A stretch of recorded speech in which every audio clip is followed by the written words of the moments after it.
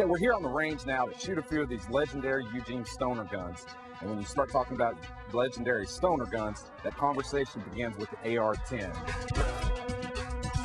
308, semi-auto, and full auto. This is the gun that started it all, began the program, what ultimately led to the M16, and started the platform that today is among the most popular of any firearm in the world.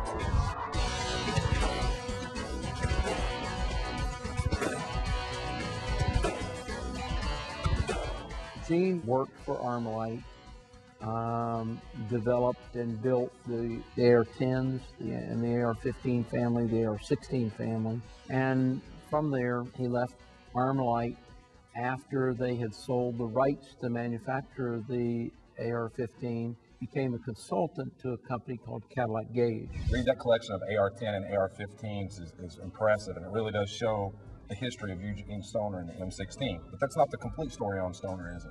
No, it's not. Eugene Stoner left Armalite in 1962, and he went to work as a consultant for a company called Cadillac Gauge, and he built the Stoner 62 and the Stoner 63. The bottom line is the requirements that the Army ended up drawing up for the Stoner 63 was requirements that had never been achieved before by any other gun mechanism that had ever been adopted by the U.S. government. This is the Mark 23, adopted by the Navy SEALs during Vietnam, and it's very lightweight, and it was this particular gun is a left-hand feed, belt-fed machine gun. The gun failed miserably in the test that the Army conducted. The new general was in charge, and he had his eyes set on other types of vehicles and other types of equipment. Okay, Reed, that's a pretty good-looking gun you got there. Tell me what we're about to do. Chad, this is one of the last belt-fed machine guns that Eugene Stoner designed. It's 5.56, 200 round box.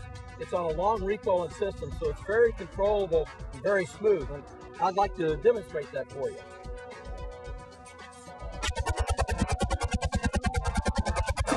You can see it's very, very controllable. Absolutely. From when Stoner started this in 1963 to 1982, which is some 20 years, we went without anything that met the needs of what we needed, which was a light machine gun that could be used in a 5.56. You just sit there and just shoot it all day. It just sits there and cycles, so I'll show you.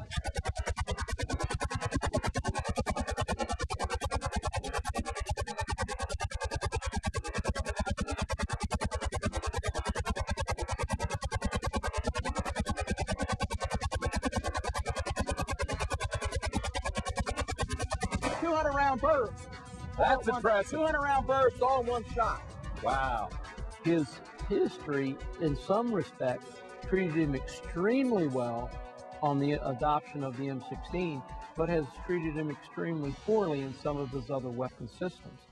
His legend and his wishes still live, and he certainly changed the way we fight wars with his concept of the gun.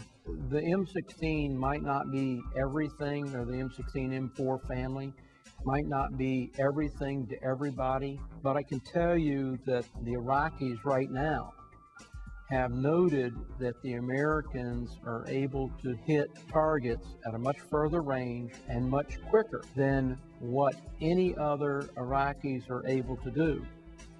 All the elite forces that are out there all use the M16 family of weapons.